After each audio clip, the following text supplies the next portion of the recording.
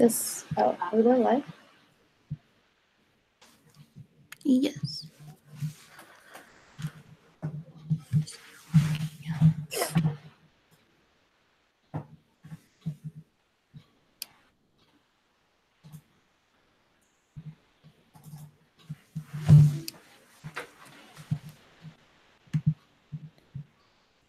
Oh my god, I dig the background. Is it broadcasting? No. Onto the YouTube? It's not. 1 second.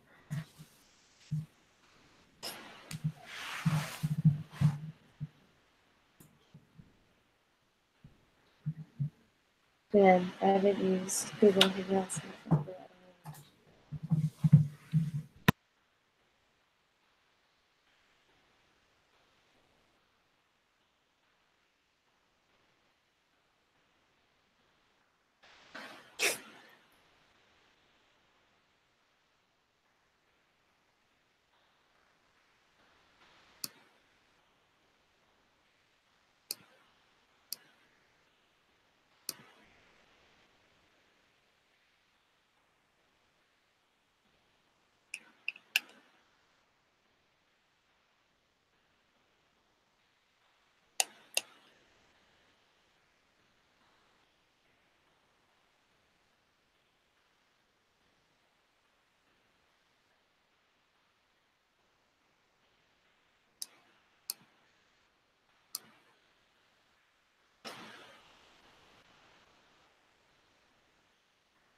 Do you have to do this in a specific font?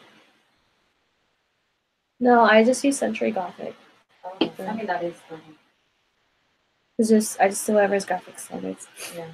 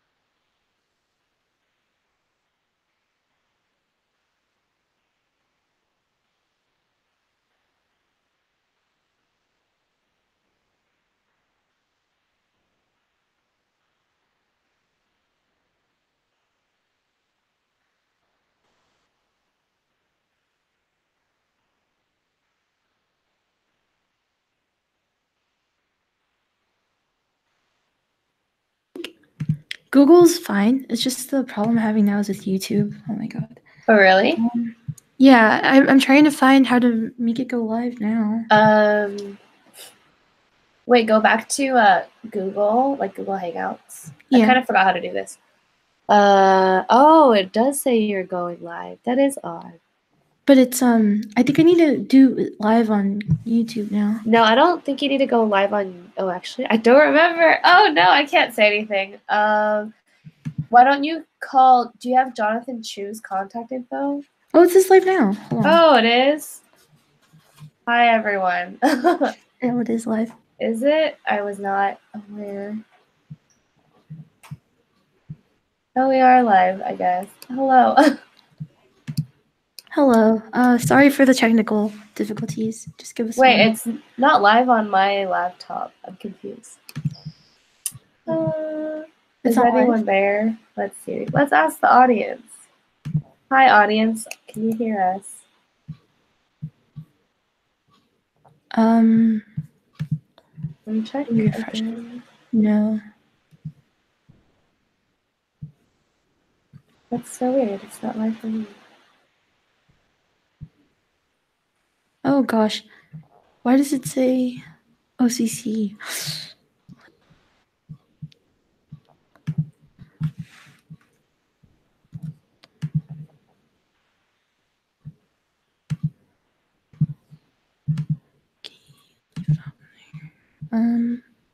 One second. How do I temporarily stop broadcasting? It's not live on the link that you posted. I have the live link now. Oh, so you're gonna reshare that one? It's this one? Let me see.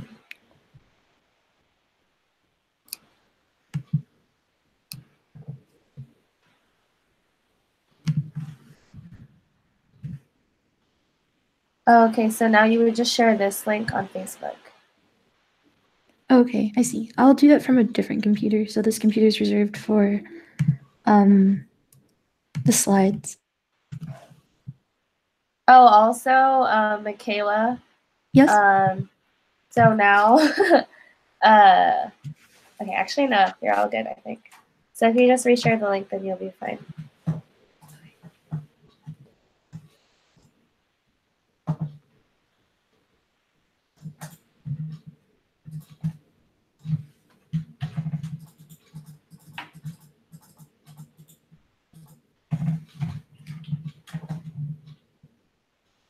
Okay, so okay, so it's over.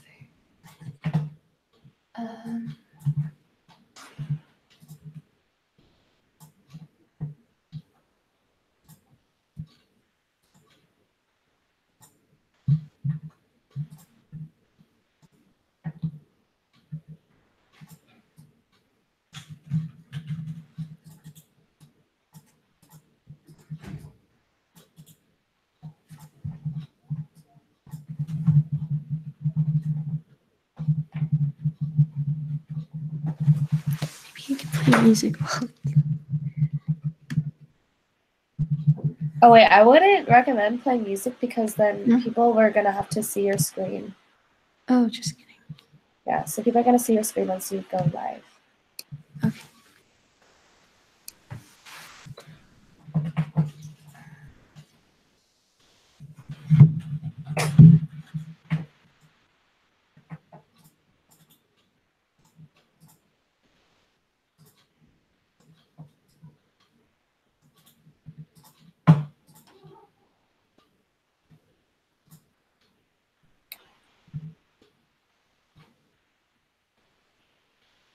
I guess we're starting at 6:30 just because of technical difficulties. Gives some people some time to time.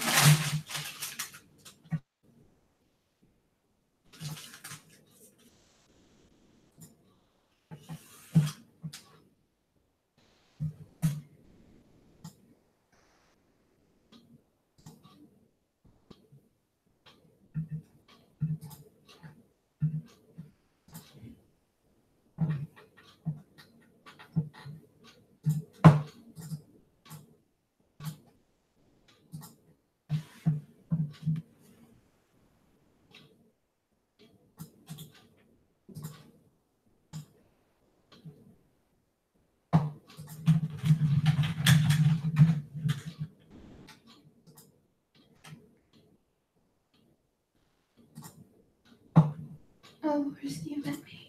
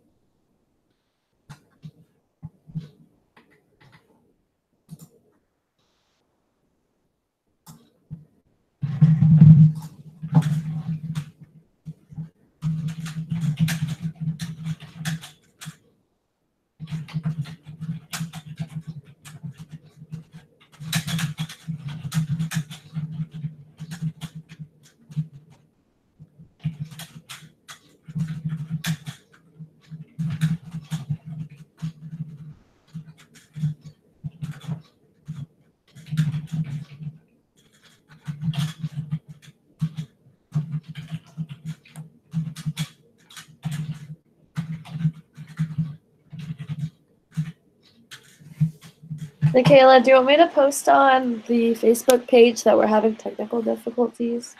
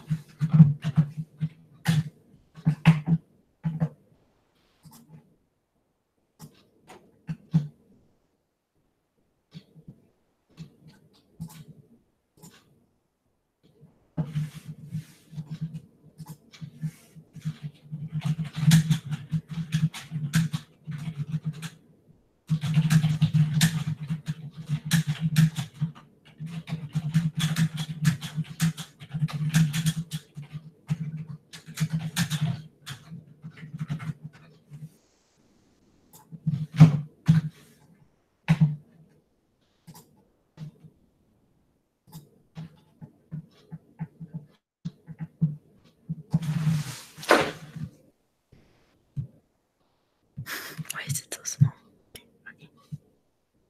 Okay.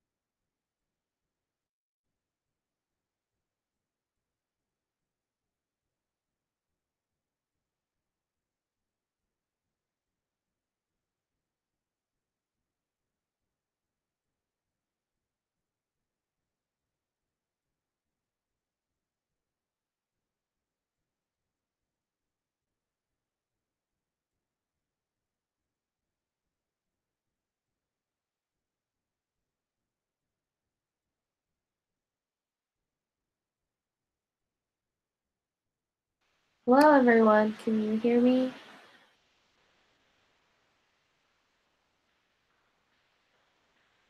Yeah, we can hear you, Josephine. Okay, I think we're live now. Yay. Yeah. Okay. So I'll just do a short introduction. Oh wait, 6:30, Josephine. So 5 more minutes. Okay. Just yeah. 1 second.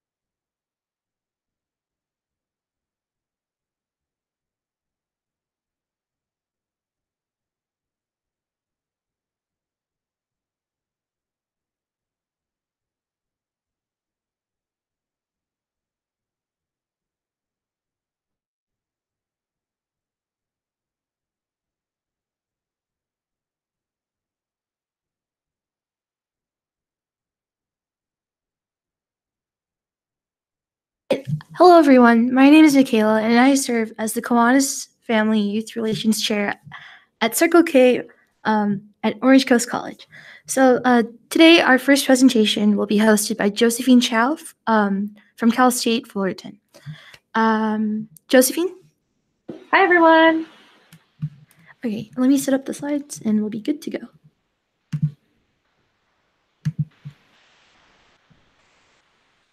So let me know when you're ready. Do you just want me to start in 6:30, so like 2 minutes? Yes, I just wanted to have the announcement out of the way. Sounds good. Hi, everyone. The introduction. Okay, so the slides are good to go. Alrighty, I will wait for like 2 minutes and then we are ready to go.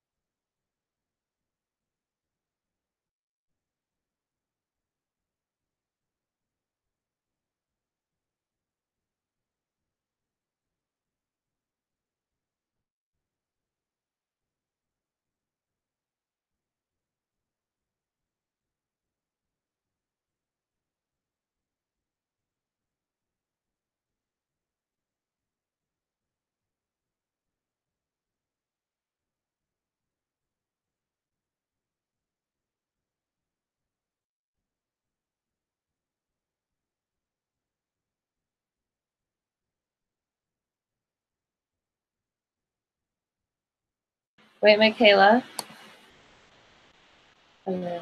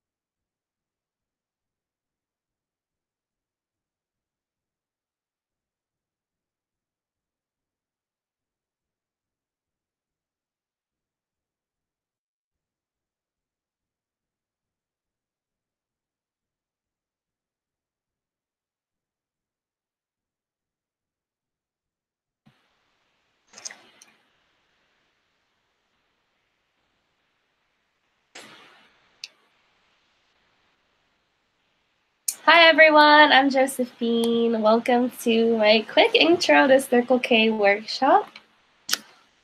Right, and without further ado, let's get started.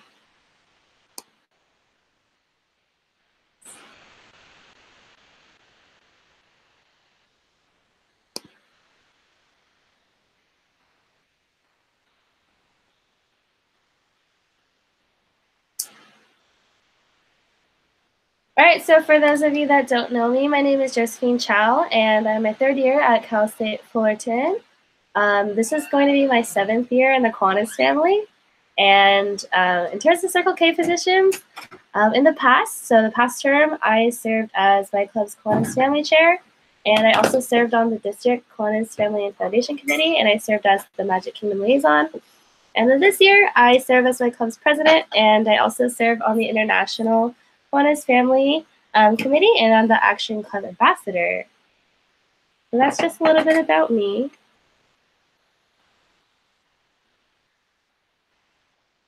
Right, so some of the basics for Circle K. If you didn't know that Circle K is the collegiate branch of the Kiwanis family, so just the college level of the Kiwanis family. Our motto is live to serve and love to serve. And something that Circle K has is something called the District Service Initiatives. So we try to have service projects that center around this focus, which is helping those with disabilities. So providing service projects for people with special needs. And we also have preferred charities, which are called district fundraising initiatives. And the ones that we have this year is the Kiwanis Family House, Pediatric Trauma Program and Feeding America. Usually one of the charities will switch off every single year, and that is dependent on the Finance and Fundraising Committee. And those are pretty much the main basics of Circle K, or the basics of Circle K. All right, and now I'm going to talk about the structure of leadership, their Circle K leadership structure, starting off at the international level. So Circle K, if you did not know, can be found all over the world. And then starting at the international level, in terms of leadership, there is an international president, vice president, trustees, trustees at large, and trustees. So trustees kind of oversee specific districts and help them out with whatever they need. And what a district is pretty much a set of regions. It's a set of regions or states or nations of Circle K's put together in one region. So for example, the one that I currently am in, the one that we're in, is California, Nevada, and Hawaii. So we have Circle K all over, Circle K clubs from California, Nevada, and Hawaii linked together. And within our district, we have 3 executive positions, which are the district governor, which kind of oversees all of California, Nevada, Hawaii. We have our district treasurer and our district secretary. So that comprises the 3 execs. And then we have 9 lieutenant governors because we have 9 divisions of Circle K. Lieutenant governors pretty much oversee specific divisions, which I'll talk about next. And then also on the district level, we have 8 appointed chairs, and there are a total of 10 district committees this year. So in terms of district, the 3 executive members, the 9 lieutenant governors, and 8 appointed chairs all make up the district board members, which oversees California, Nevada, and Hawaii Circle K, also known as CNH. And then for divisions of Circle K are pretty much geographically located. So for example, I'm a part of Magic Kingdom division. So Magic Kingdom mostly comprises of Circle K's in the Orange County region. And the 9 different divisions are spread throughout CNH, so our district. And then of course, Circle K is operated on a club level, so at specific schools. So for example, I have a club at Cal State Fullerton, and typically on the club board, depending on the size, is composed of an elected board and appointed board. So elected board typically is comprised of a president, vice president, could be vice president of service and vice president of administration, and then typically a treasurer and a secretary, and the appointed board is typically decided by the executive board and the size of the club. And depending on the size of the club as well, there are family systems. So the club can choose to put members within a family to hopefully get members to get to know each other and get to know the club better and be more comfortable with club members and going outside to division events or service projects. And then we also have general members, obviously, that make the bulk of the club, who go out to service projects and who impact the community. Right, and that's pretty much the basic structure of leadership. All right, and obviously, so one thing that I didn't touch on in the past slides is Circle K is focused on 3 tenets or 3 aspects that are really important to our club, and the first one is being service. Circle K is the largest collegiate service organization, and so service, just volunteering and giving back to the community if you're not familiar with community service.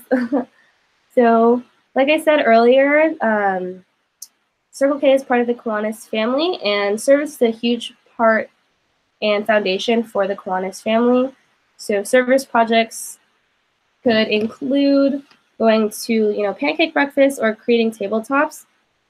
So so we typically do a variety of different service projects. It doesn't necessarily have to be focused on the district service initiative. We can do things where we go out in our community and clean up local parks, clean up local beaches, help with canned food drives, and ongoing community service projects, but it's just any way you give back to the community. And that's pretty much what we have for service. All right, and then another focus or another tenet that Circle K focuses on is leadership. So as college students, it's really important to develop your personal and professional skills. So learning how to do things like public speaking and, to interview well. So we have a lot of workshops and icebreakers and activities that you can learn from and, develop your interpersonal connections. And you can also take on leadership positions like I talked about previously. And so, for example, like applying for a board position or taking more positions on a committee level or a club level will help, developing professional skills. And some example events that we have, or Circle K usually has, is some events like Key to Colleges, what we're at now, and then Key to Life, where Circle K members can educate high school students or Key Clubbers and Kiwanis members on the different aspects of college for Key to College, and then Key to Life having maybe Kiwanis or some professionals mentor Circle K members. And then, just for an example, a lot of workshops learning not only about Circle K, but also learning about professional development skills and other fun webinars. And then we jump on to the next tenet, which is fellowship. Another big part of Circle K. In college, it can get pretty lonely when in college it can get pretty lonely. So if you're looking for a club to join to make friends, Circle K is the thing for you. So with fellowship, there are multiple inter-club interactions that you can have. Networking is really important, not only in college, but throughout your entire life. So developing your networking skills is really important right now. And then you can also, in Circle K, you have a chance to get to know Kiwanis members, and you can also get to know Key Club members. So strengthening your relationships with people of different ages is really important. Also in Circle K, we get to meet people all over, not only in our home clubs, but you get to meet people from other clubs within the division and also at the district level. So connecting with members around the world is an important aspect with Circle K. And only some example events that we can have is bonding with your Kiwanis family members by having Kiwanis family bonding days, food socials, and for example, we have some field day fundraisers where you can go out and play sports with some members. Alrighty, and those are pretty much the basics of Circle K. I wanted to dive more into questions to see if anyone had anything that they wanted to ask me that I can go on specifically. Any questions? And then Mikaella, if you could read them to me if you have any questions.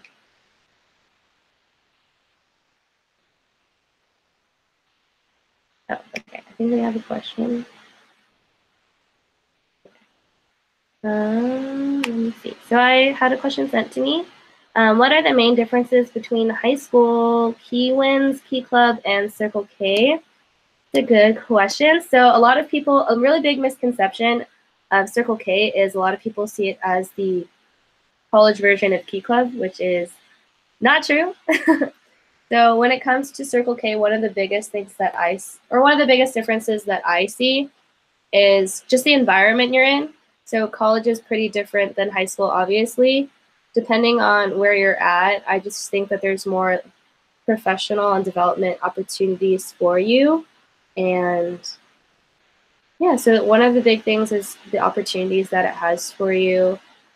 You have a bigger chance to network and definitely utilize your advantage of networking. So being able to possibly interact with Kiwanians or interact with people from other schools to get internship opportunities or even job opportunities, that's a really big focus.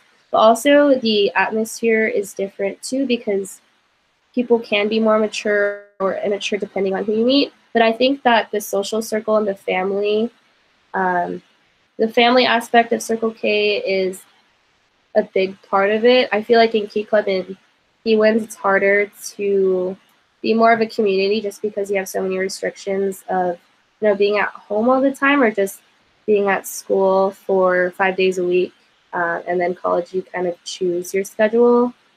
But in college, since you have so much more free time, you can, you know, get to know members more, and your free time, I don't know, you spend most of your free time with your club members.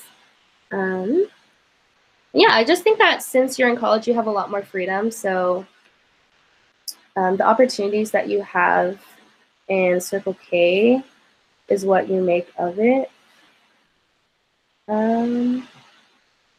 Yeah, let's see. Oh, and then someone asked, what's it like serving on the international level? It's been fun. So in terms of CNH Circle K and the international Circle K, it's very different. I feel like with CNH Circle K, it is, or on international level, since it is a really wide group that you are working with, you don't necessarily have a lot of hands-on work, so you do a lot of that behind the scenes and like admin work. So for example, I'm working on a manual for the international committee, so it's a lot of work that's not hands-on. So that's what I can say about international. It's not it's a lot of behind the scenes. Yeah, there's that. I had another. Oh, sorry. Oh, sorry. Did you want to go ahead? You can go if you have the question. Yes. So, a viewer asked, "What was your Circle K moment?"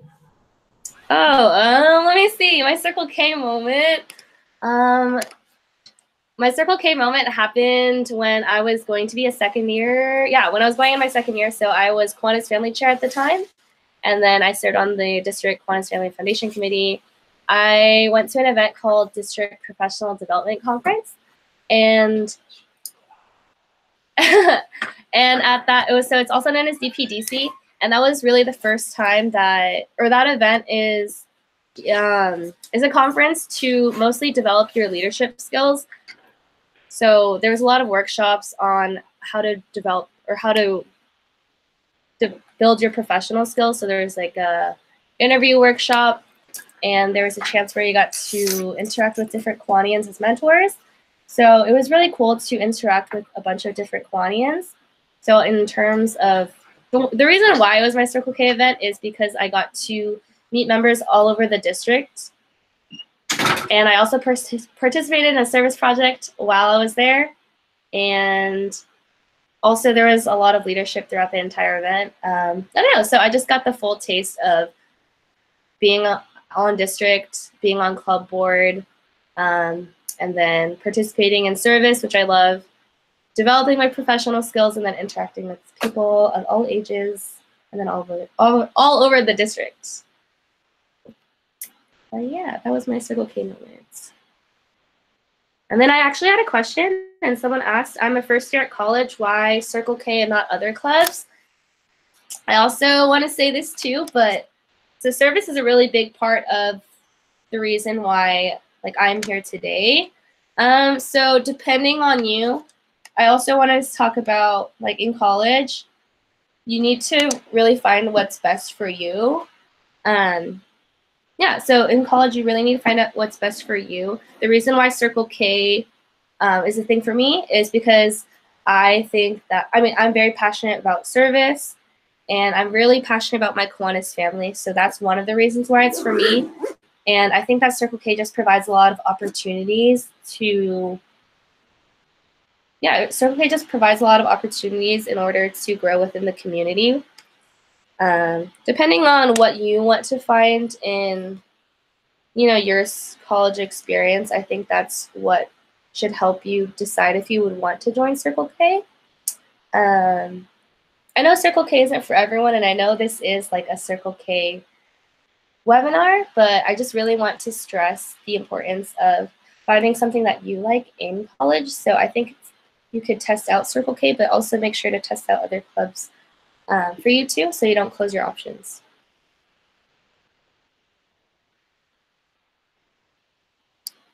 Any more questions? see. What are my most memorable events in Circle K? Was that the question? What are my most memorable ones? Or in general? Let me see. So, one of the big events that, one of the biggest events that is most popular, or really popular among Circle K members, is something called Fall Training Conference. So that, or it's also known as FTC. So FTC is one of the biggest CNH Circle K events that is dedicated for new members. And yeah. So Fall Training Conference, or FTC, is a 3-day conference where we go out into the wilderness. So people all over the district come to Sonora, California and NorCal, and we're pretty much in cabins, and there's a lot of workshops there's a lot of workshops and just fun activities for members to for new members to get installed as a CNH Circle K member.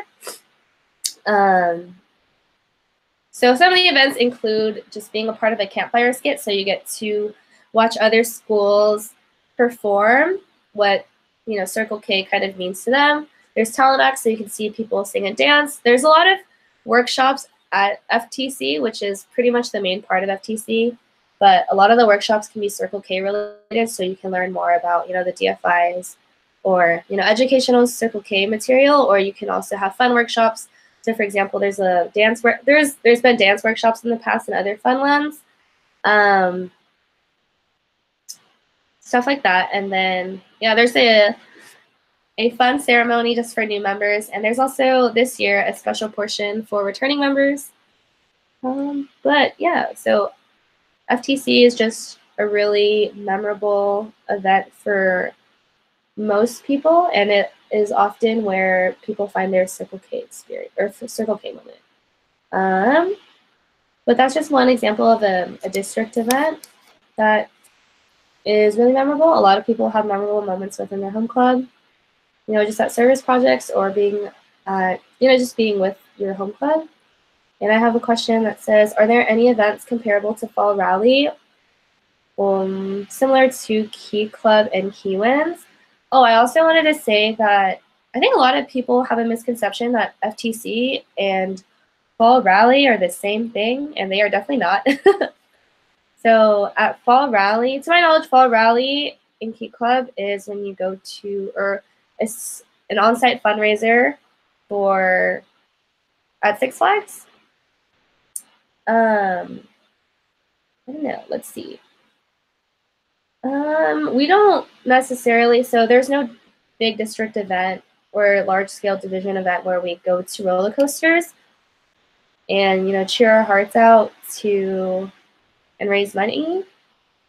We don't go to an amusement park we don't go to amusement parks for any district events, but an aspect about Fall Rally that we do have kind of similar in Circle K is the spirited aspect and the fundraising aspect. So similar to Key Club and Kiwanis, we fundraise for our district fundraising initiative. So for example, like at FTC, we fundraise, we do on-site fundraisers as well. And at FTC and at every district event, we do have cheers, and we're very spirited. So Circle K, similar to Key Club, is full of spirited people, and we do have cheers. So in that regards, comparing Fall Rally to FTC, we do have the spirited portion and like the on-site fundraiser. And then the fellowship aspect is there. So connecting with people all over the district or the division is definitely still there. But in terms of like if you're asking about if we have events where we go to amusement parks, we don't. But we are spirited and we raise money for our district fundraising initiatives.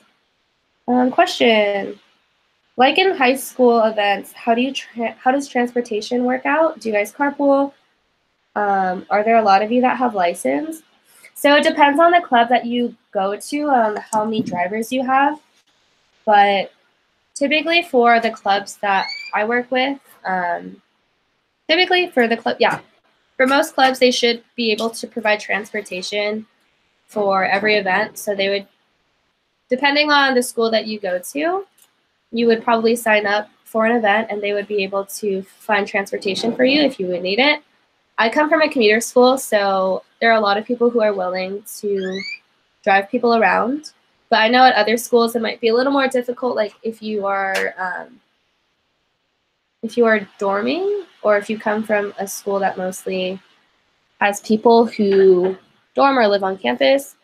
But for the most part, the club board should organize transportation.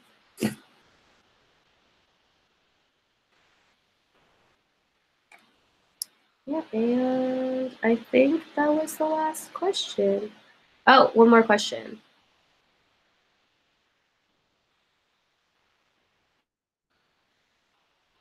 Let me see.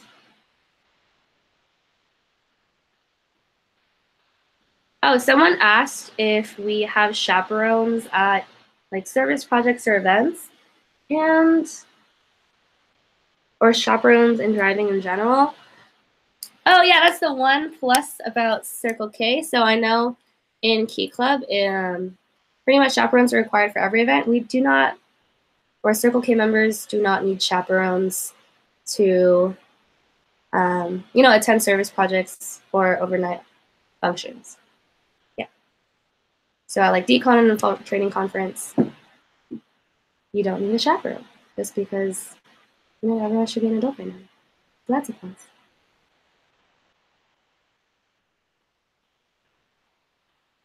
All right, and that is that for me. If you have more questions on Circle K or anything related to the Kiwanis family, please contact me at 𝐒KI.josephine@gmail.com. And thank you for tuning in.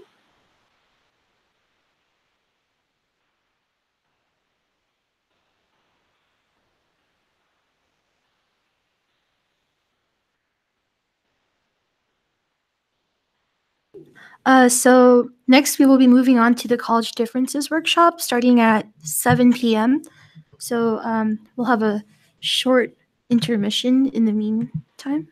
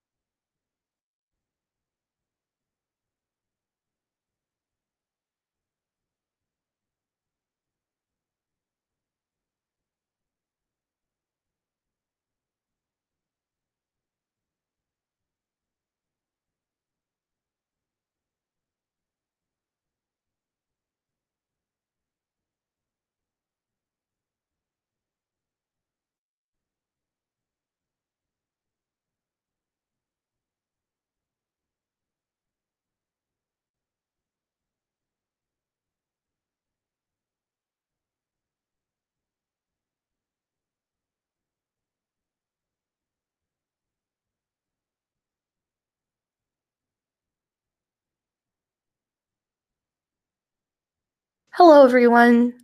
Now we'll be going to differences between schools. Let's pull up the slides.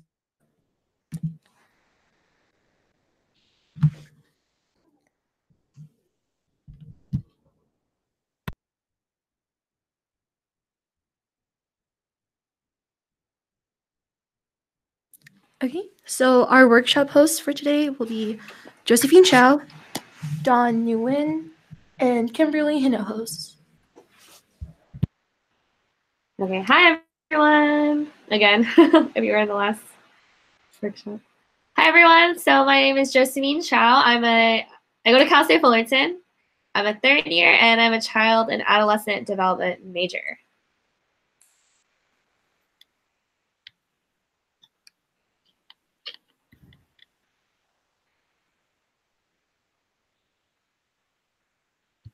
All right, hey everyone. My name is Dawn, and I'm also one of your co-hosts. I'm currently a fourth year psychological sciences major at UCI with a minor in business management, and I transferred here from OCC in 2016.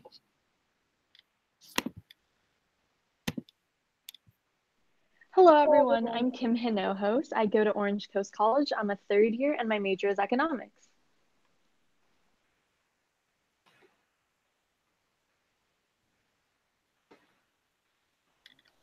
Okay, so we're going to be starting off with the community college system. Basically, in the whole state of California, there are 114 community colleges. Community college would be the most affordable college option because it's coming in at $46 per unit. Essentially, attending community college gives college students the chance to prepare for the financial demands of a four-year university if they do plan on transferring. To pay for community college, there are various ways to do so. There is the California College Promise Grant, which is formerly known as the BOG fee waiver. It's for eligible California residents. The California Community Colleges Promise Grant permits enrollment fees to be waived. For example, our Orange Coast College president, Catherine Hong, doesn't have to pay for any of her classes.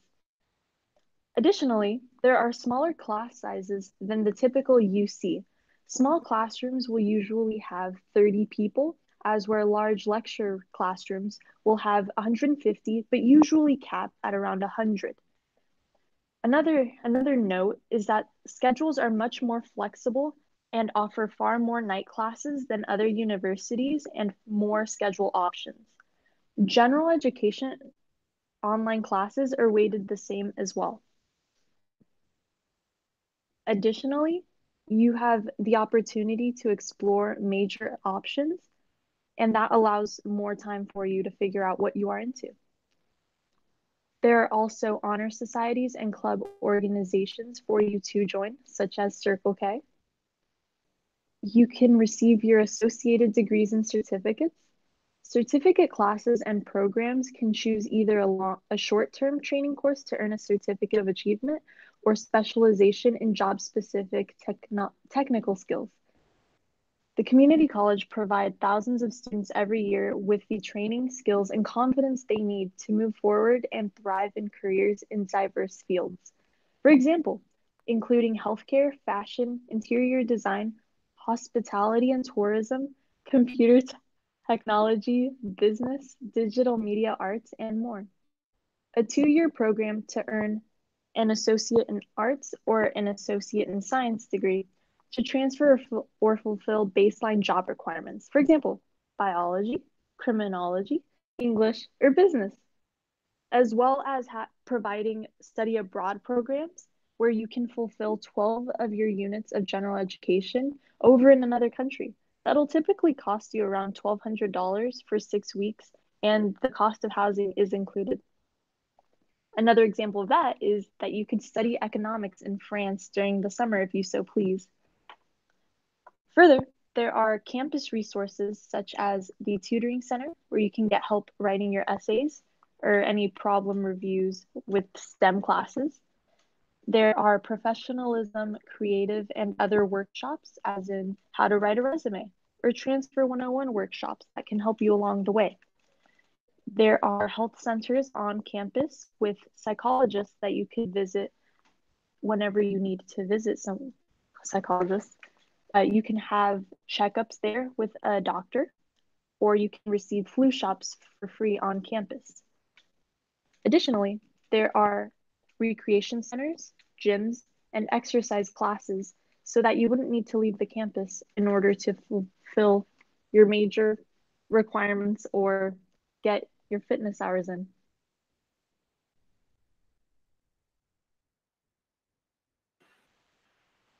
Alrighty, so I'm going to talk about the California State University or CSU system.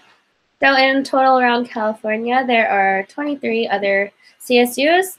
They are typically, or they are cheaper than UCs, and they're a little bit pricier than community colleges. So in terms of class size, they are a little bit smaller than UCs. And depending on the class that you're in, I think some classes can be up to maybe like 200 people.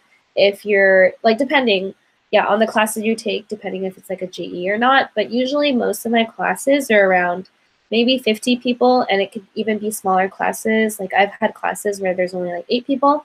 It depends on the class you take. So just know that with GEs or with impacted courses or impacted majors, you're more likely to have more students. But with that being said, generally it is a smaller class size where you can get to know your professor. And at Cal State, it's pretty easy to get to know your professor just because generally it seems like a lot of people kind of fray away from getting to know their professor or just going to their professor's office hours.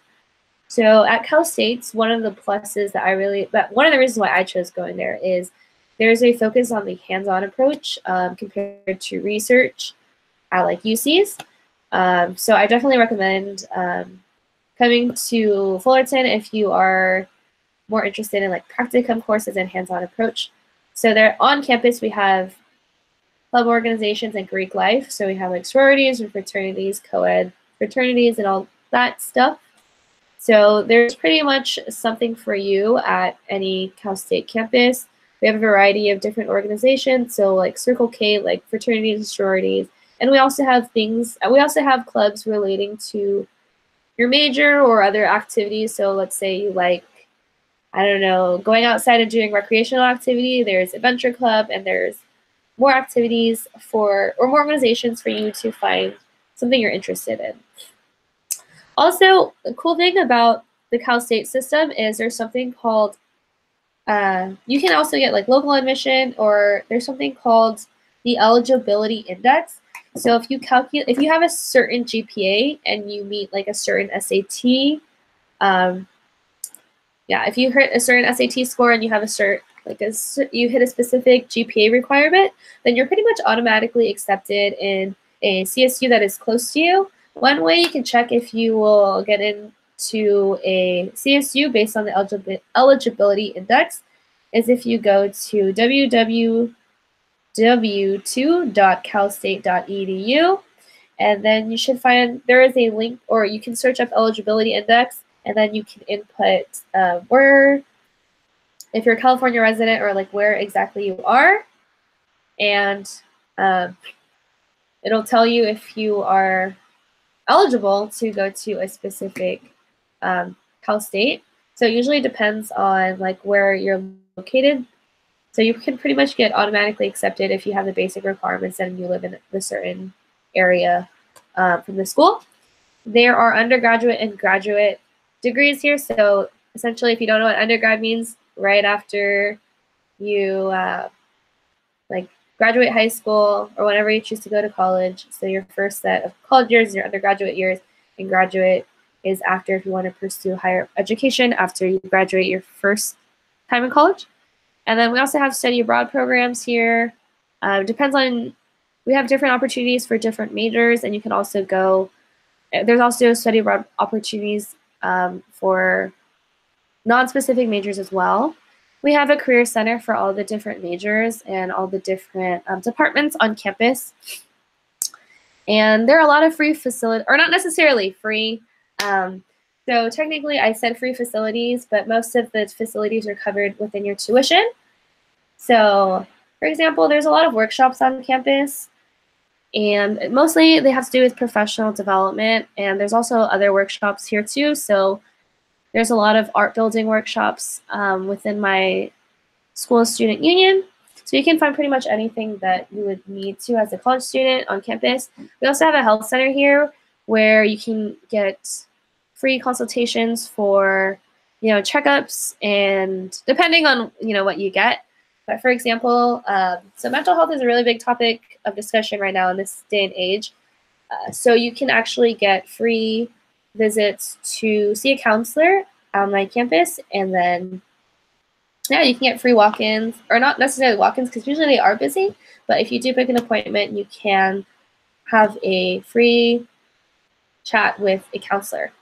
And there's other resources in the health center that you can check out.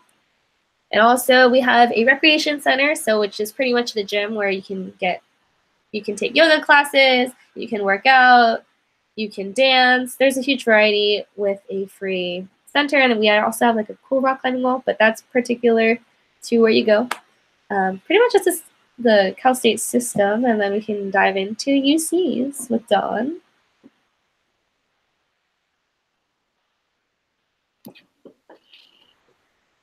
All right, hi everyone. So now we're moving on to the UC system. Firstly, there are 10 schools within the UC system, 8 of which operate on the quarter system, and 2 of which operate on the semester system. So there are some differences there. We're typically cheaper than a private school, but definitely more expensive than Cal State's, as well as community colleges. We're known for 2 things.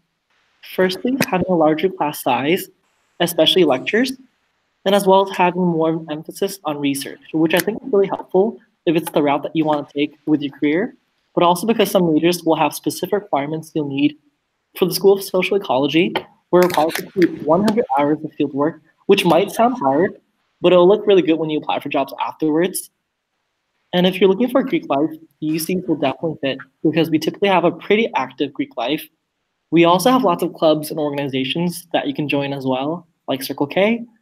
We offer an undergraduate program as well as a graduate program. And just like in the other systems, we also have a study abroad. And actually I have a few friends that have done it and they've all enjoyed it and thought that it was really eye-opening. So that's pretty cool. The UC system usually offer many different resources, including things such as a career center, which is available for all different majors, a health center. Sometimes they even bring in dogs for you to pet just to relieve stress. Some type of recreational center. For UCI, we have the 𝐼𝐸, Anteater Recreational Center.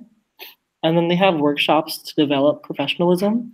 And they even have fun creative ones as well. Stuff that also would help with academics. And that's a pretty much a rundown for our UC system. It's pretty similar to the others, but a little bit more expensive, and there are different pros and cons as well.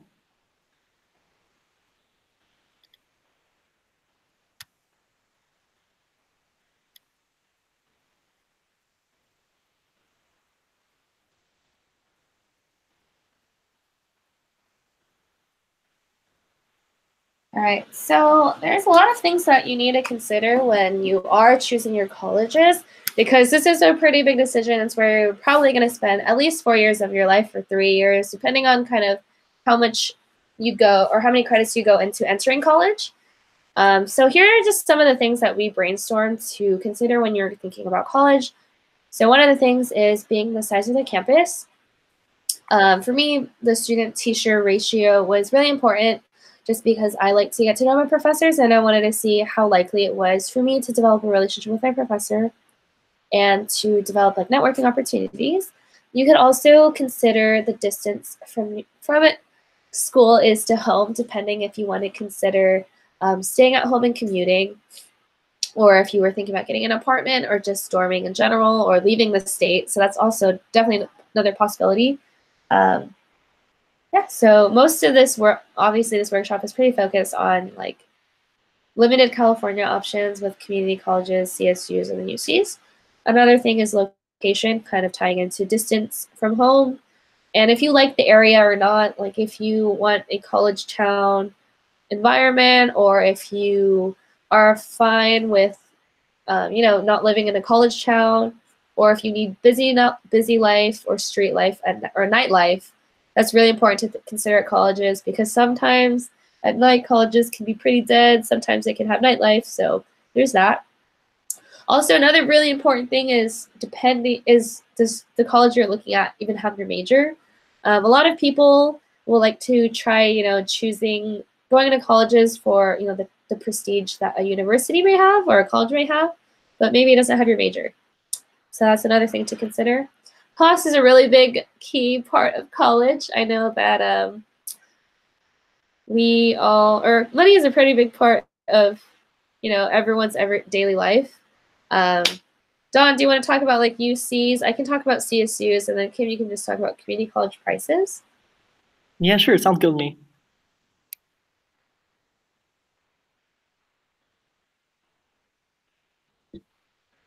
Oh yeah, for the cost, as you guys can see, this was based on statistics of 2018. So like, it's definitely more expensive for UCs compared to like CSUs or community college.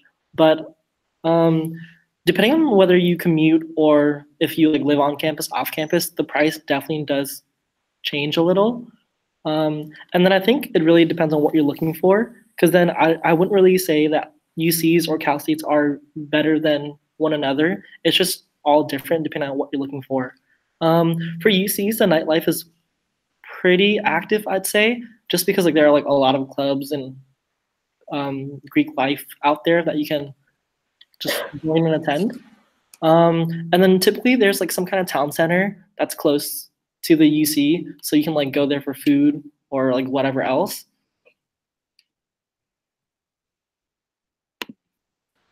Okay, and then so that was Donna. You done? Oh, sorry. So I just kind of want to touch on the cost for like Cal State system. So what I found online from the Cal State website is I put approximately tuition can start off, the base price is $5,472 per year. But since there are 23 different schools, the prices range for your basic tuition set. So for example, like for Cal State Fullerton, it's at least, I know tuition is around $6,800, I believe, or it's around the 6,000 category. And so it really depends on the different type of university that you go to. So like if you go to San Diego State, it's going to be different from Cal State Fullerton. And then also just on campus, living on campus depends. So when it says $32,400, that includes not only dorming fees, but it also includes food, books, transportation, and just like cost of living. So that's not only your fees from, just being on campus and living there. And then also I have $29,000 a year, and that also comes with costs of living at home. So if you pay for living at home, if you pay for, rent, and this also includes things like hanging out with friends. So it's just like an estimated cost of, your life as a student throughout the year. And speaking of going back to at least tuition prices, so that's by year. So if you divide that number by 2, it's pretty much how you go by for each semester. So around each semester at Cal State Fullerton, it's around $300-ish. And if you have financial aid, that can also cut the cost. Sorry, and then back to Kim. So for community college, with just the units being counted, it would come out to 1,656 if you do take a full course load each semester for a year. However, I would say the gas and the cafeteria food would cost more than the actual class courses themselves. So typically you would add another $1,000 just for your commute to and from school and for your meals for the year. Now we will be moving to the Q&A portion.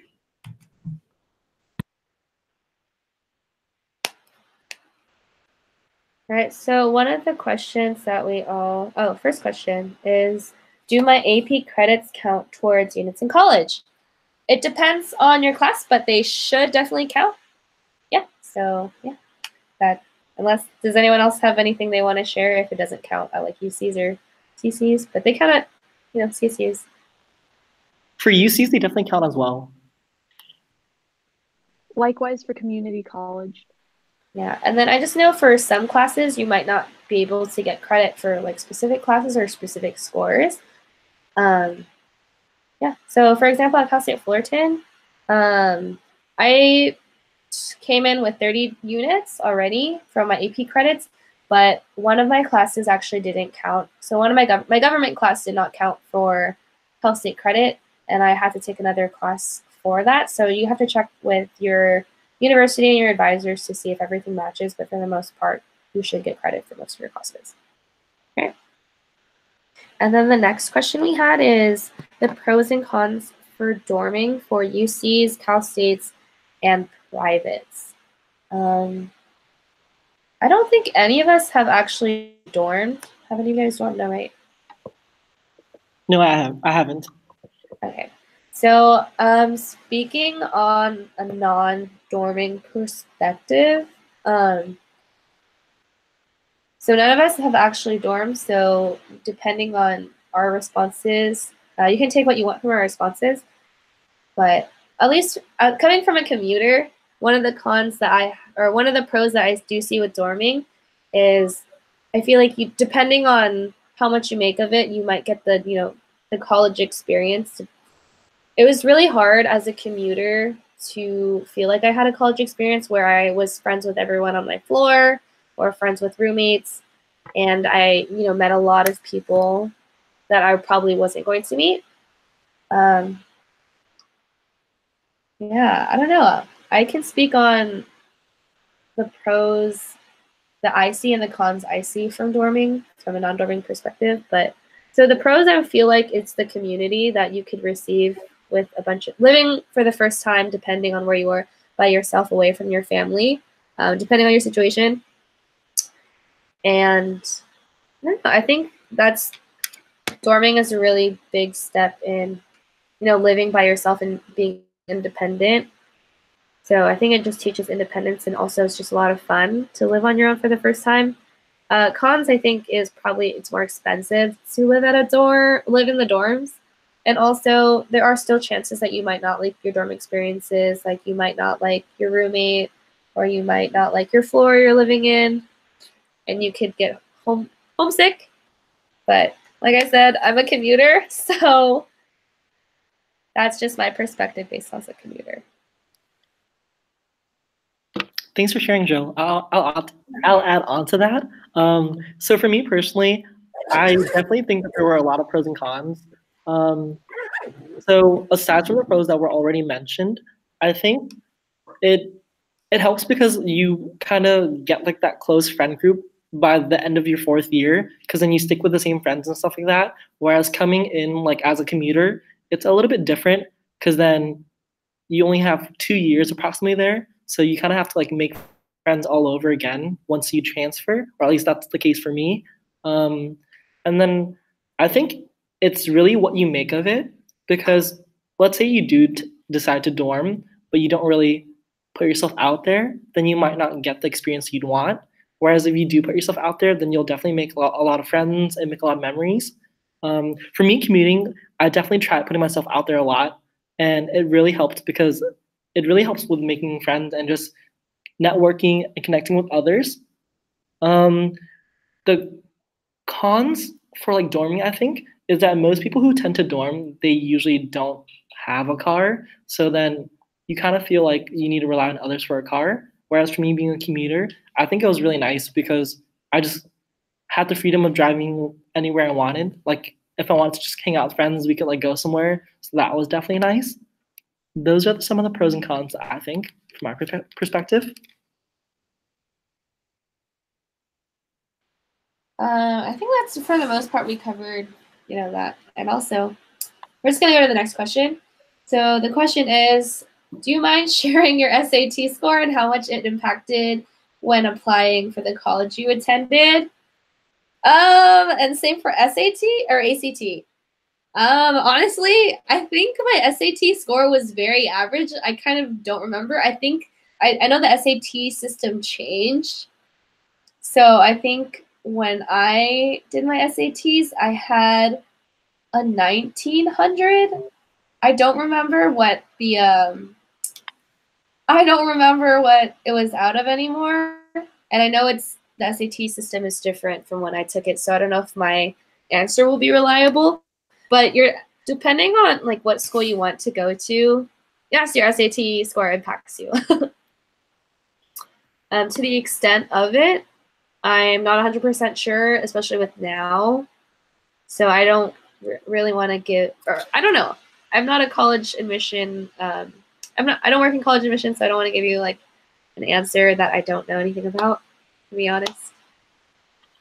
But yeah, that was my SAT score.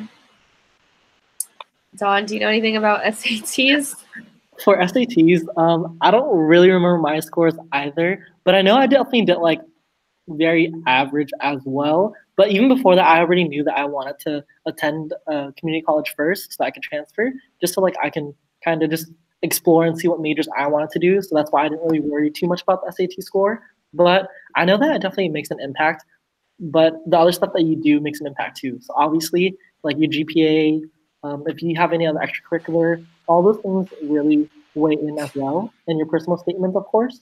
So I think you just kind of have to balance all that out. All right. Sorry we didn't really have a response for you other than it does matter, but we just don't know what stakes set. Then the next question was, what AP classes did you take through high school? Starting off with me, I took AP European History, Biology, US History, Language, Arts, and Composition. Then I took Government, Calc AB, and one more, Econ? Macroeconomics? I think it was macro. And then I passed everything except Calc. Or I passed my AP tests except Calc. Yeah. That was me. Did anyone else take AP credits? Yeah, I did as well. I took AP as History, AP Bio, AP Econ, AP Chem, AP Calc, AB, as well as BC. And then I also took AP, like English. I don't remember what it was actually like. But yeah, those were the classes that I took. But yes, take APs if you can handle them because it made college so much easier for me. Yeah. Just because the classes that you take for if you pass your AP scores, then you don't have to take specific classes in college. And that is saving a lot of money. So you can graduate early, possibly, or graduate on time. And then, Kim, did you take any APs? I personally did not take any APs.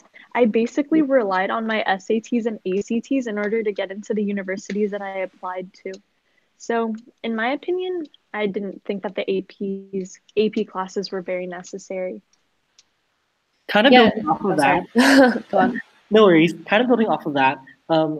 Personally, if I could go back, I probably would have taken less AP classes, just because I think AP classes really matter if you're definitely going to pass and have good grades.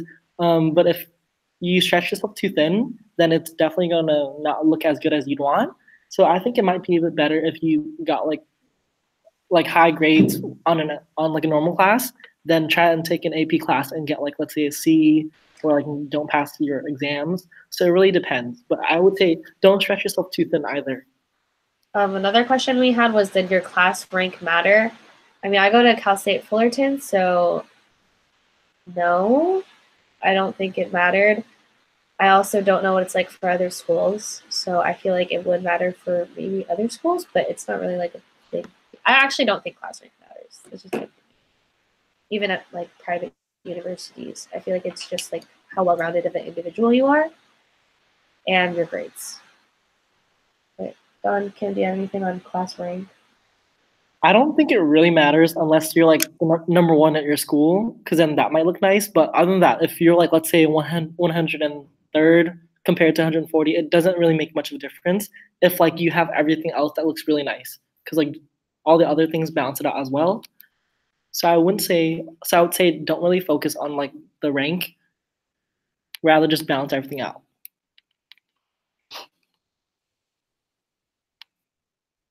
I agree with what Don said. For me, it's all about how rigorous your course load was instead of just the numbers as in your rank.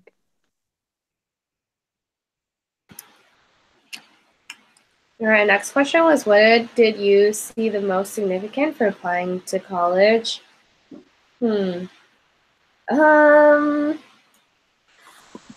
you guys have responses for this question? I can go first. All right. I think there's a couple different perspectives. Firstly, it's really important to kind of have an idea of what you'd want to do and like where you'd want to go, but also consider all your options. And of course, it's really important to like as I mentioned earlier, kind of have like extracurriculars, have a good GPA, have good SATs. All that really matters. But then a lot of people would have like good all those things as well.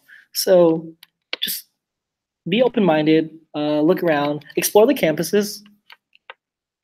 Those are some things I would say. Oh, I'd also say ask others who have applied before you. So like those who just graduated or whatever, maybe ask them because they'd be a good source just because they've already applied.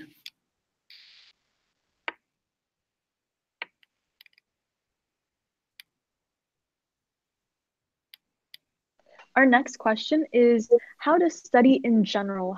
How do you study?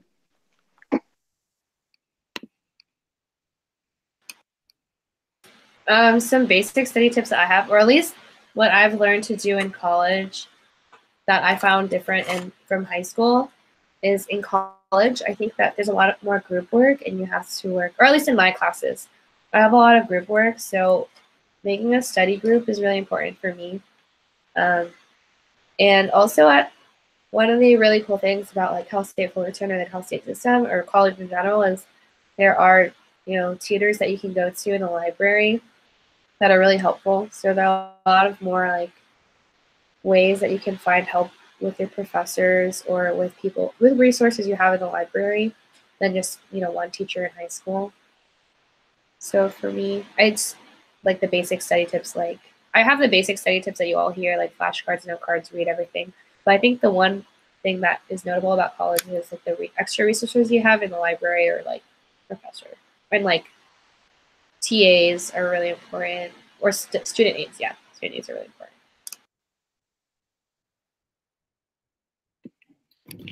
I definitely really want to reiterate on having study groups because I think it has a lot of benefits. For study groups, though, I would not recommend making study groups with your friends just because you'll tend to slack off a bit more. Whereas if you were to just kind of make study groups with new people, then not only are you branching out and networking, you'll also be more likely to focus on what you're studying. And then who knows, those people might be like close friends of yours in the future. And then I'd also say plan specific time to study. And then personally, when I read, I kind of just like to highlight and make notes of things. It's a bit easier. Those are tips that I'd have.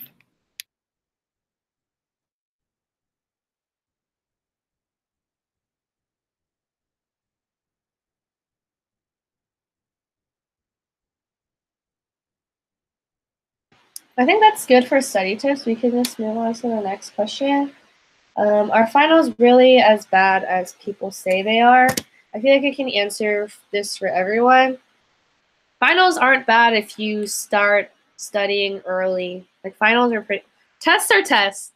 I don't know. I just feel like you just have to be prepared for it or you're not. It's not really like dependent on your. It depends on school, but it also depends on how much you study and how much you work. And also the class you take. So for finals, it depends on your class, how much effort you put into it. That's pretty much it. And I think we can move on to the next question.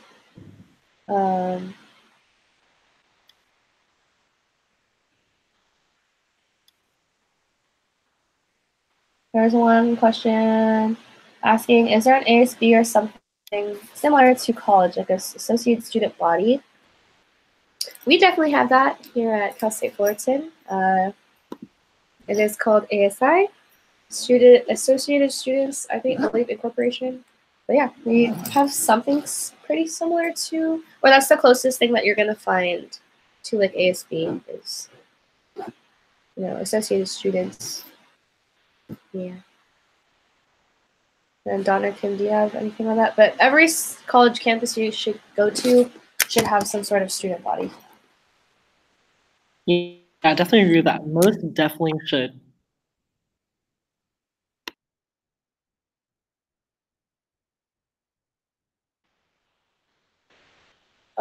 I think we can move on to the next question, and it was, how is it like balancing working and school?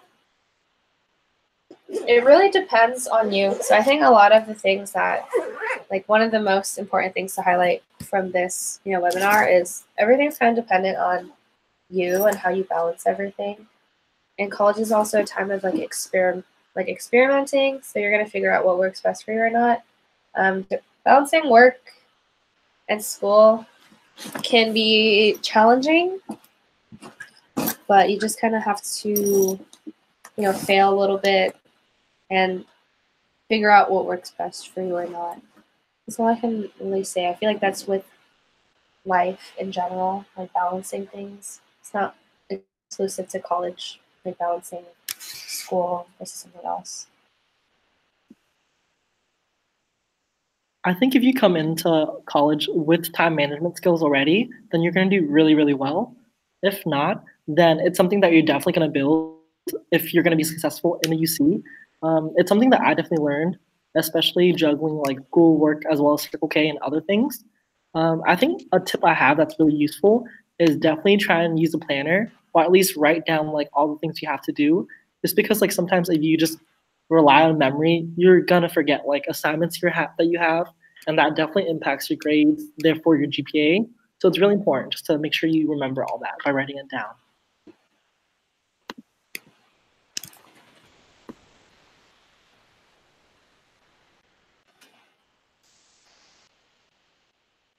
Right, and also I just wanted to say something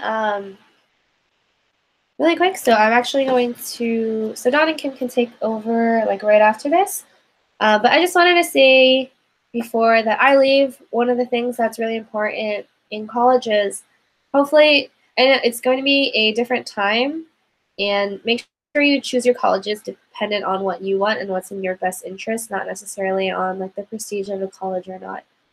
And yeah, college is just a fun experimental time. It can be stressful. I don't know. So with college, yeah, life is what you make of it in general. But when it comes to college, don't stress out too much about where you go. That's all I wanted to say. And I'm going to have to take off. So see you, friends. Thanks for joining me. So good luck to the rest of all the participants watching, and Kim and Don. Thank you for having me. Thanks, Joe. All right, so moving on to the next question for UCs, what are the main differences between UCs? I think the main difference is that like most UCs have different prestige as well as different atmosphere. So that's one of the things I really would recommend is just try and visit the campus, just because you kind of get a feel for it and see if it's something that you can see yourself there. Because I've had some friends that like went to some campus and they thought it was like their dream campus, and when they got there, they weren't really impressed and they decided to go somewhere else. And then that's one of the reasons why, like for me, I knew UCI was something that I really wanted to attend ever since high school. And typically in high school, you'd have like opportunities to travel and like visit campuses. So if you do, I'd recommend that. And I think depending on wherever you go and just what you make of it, I think you can have fun and like have a really enjoyable time at any UC. It just really depends on you. For our next question, we have, how does the community college transfer process work?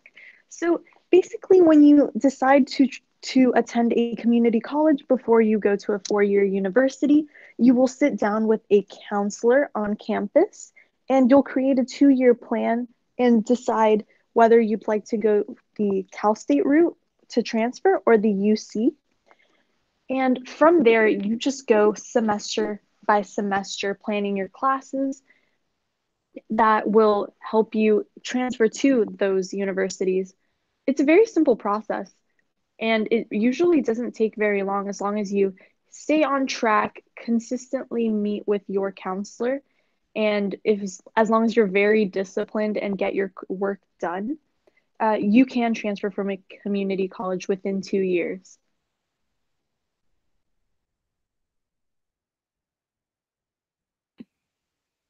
And then for that, don't forget that there's also something called TAG, so a transfer agreement guarantee program, I think. And that's for UCs, I believe, and you can fill it out and one of the UCs would be guaranteed. So you can have a backup plan. Let's say you apply to like UCLA and a bunch of other UCs. You can have like UC Riverside, UC Irvine as like a guaranteed, so you'll be able to get in as long as you meet certain requirements.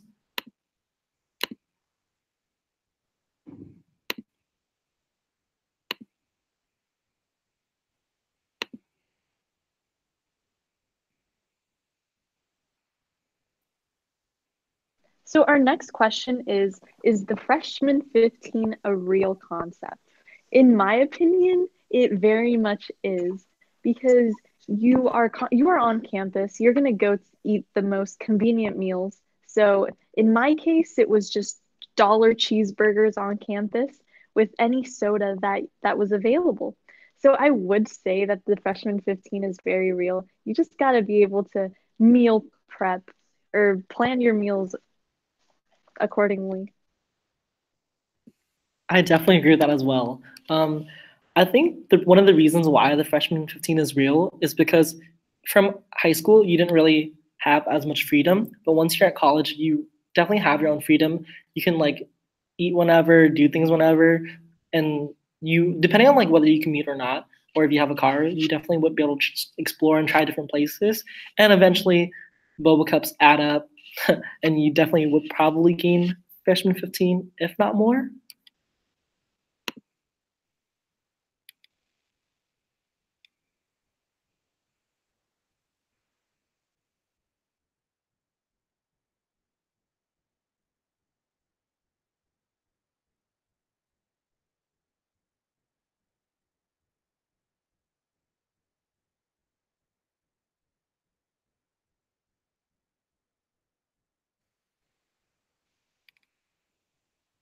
And then another question is, how can one get a mentor and what is a mentor?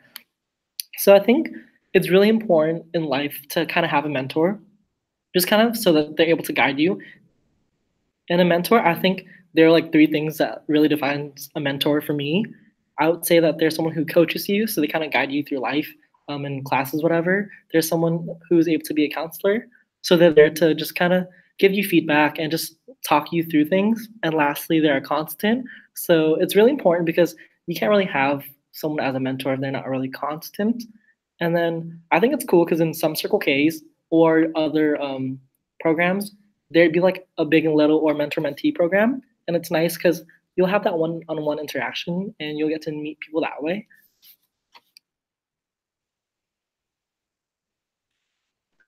I agree. At my school, at my Circle K, we do have the mentor mentee system. But you can take that a step further and join other organizations that can also have mentor mentee system. But for Circle K and specifically, at my school, I am a mentor and a mentee. And I believe being a mentee my first year of college really helped broaden my horizons and it helped me transition into college. So I'd say it was very helpful for me.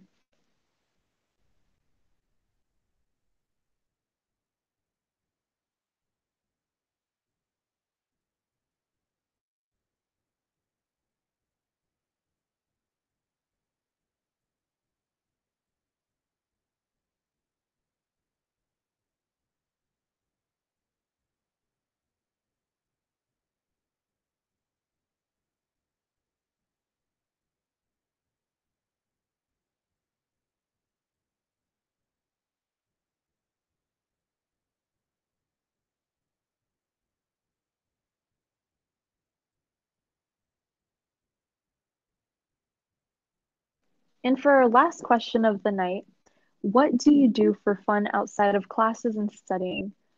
I personally love going to the movies, but if I want to do something productive, I love planning or writing in my planner because it's fun, putting in some stickers, being very colorful with the next week's plans, and also it's very productive. So that's what I do for fun. Dawn?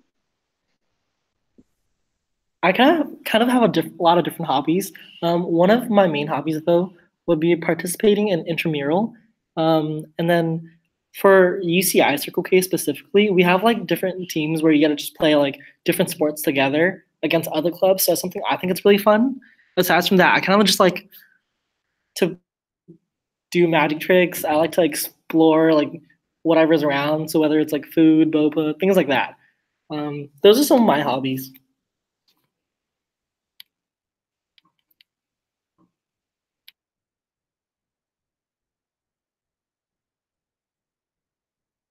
For tuning in to today's Key to College. Thank you to our hosts, Josephine, Dawn, and Kim, for hosting their respective workshops. Tomorrow, we will be hosting another set of workshops, the first one being networking, hosted by Ivan Hawes, and how to prepare for your first day of your first semester, hosted by Jennifer Quay. Thank you.